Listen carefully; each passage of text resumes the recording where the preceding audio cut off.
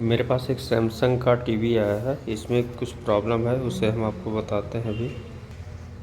ये देखिए, ये सैमसंग की एलईडी टीवी है। इसको हमने 2018 में और उसके बाद 22 में और फिर अब ये मेरे पास आया है। अब इसमें प्रॉब्लम क्या है, ये ऑन होके और फिर ये जैसे डिस्प्ले आता है फिर उसी समय जो है ये बंद हो जाती है टीवी। ठीक है, फिर स्टार्ट होता है, फिर जैसे डिस्प्ले आएगा जैसे फिर बंद हो जाएगी। अब यहाँ पर प्रॉब्लम आपको दिखा दें, ये देखेंगे इसकी जो पावर सप्लाई की हेल्थ है, ये काफ़ी कंडीशन इसका हेल्थ ख़राब है।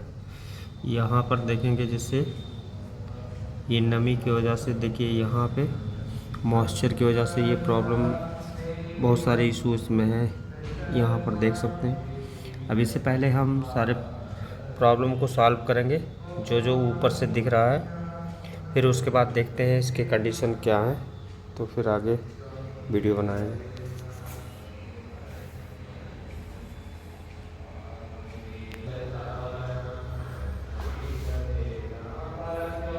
इस समय ये ऑन हो गया, लेकिन अभी थोड़ी देर बाद फिर बंद बंद हो जाता है ये। ठीक है,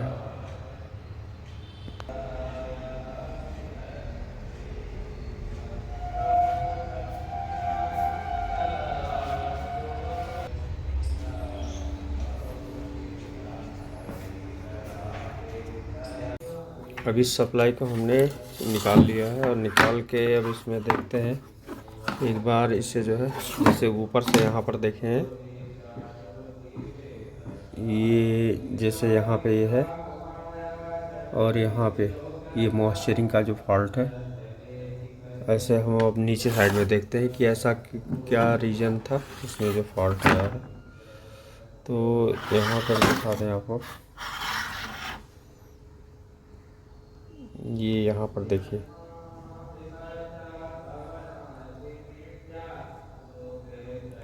ठीक है। अब यहाँ पे अगर आप देखेंगे ये कंडीशन ऐसे,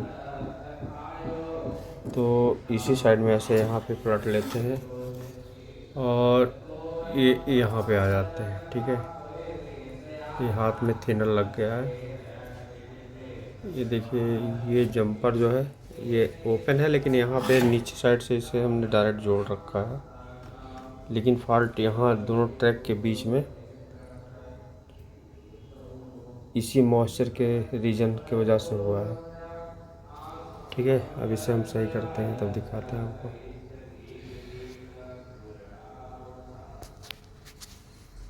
अब यहाँ पर हमने एक वायर के द्वारा यहाँ से यहाँ जंपर कर दिया है। अभी ये जो बर्निंग पॉइंट है, इस बर्निंग पॉइंट पे हम क्या करेंगे, एक ये फेविक्विक लेंगे और फेविक्विक को थोड़ा सा उस बर्निंग वाले पॉइंट पे हम ऐसे यहाँ ऐसे डाल देंगे। ठीक है,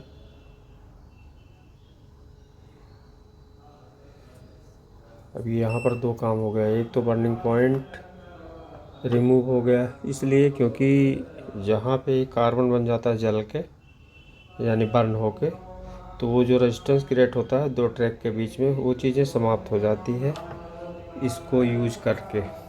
ठीक है, वो चीज़ें बाद में प्रॉब्लम नहीं क्रिएट करती, नहीं तो फिर बाद में जब यहाँ पे मॉइस्चर या नमी होता है, तो या उस रेजिस्टेंस जो कार्बन बन जाता है वो दोनों ट्रैक के बीच में एक रेजिस्टेंस के जैसा बिहेव करते हैं, और ट्रैक के बीच में जो शॉर्टिंग इशू आती है, हीट होता है, फिर बर्निंग पॉइंट आती है। ठीक है, तो इसको हमने इस तरीके से इसे जोड़ दिया है। अब इसी तरीके से हम आगे यहाँ पे चेक करते हैं। एक तो ये तो डायरेक्ट हो गया। अब यहाँ पर देखेंगे, ये देखिए यहाँ भी जो है, यानी एक जगह ये हो गया, फिर ऐसे जहाँ भी ये ऑक्साइड इशू है उसे हम चेक करेंगे।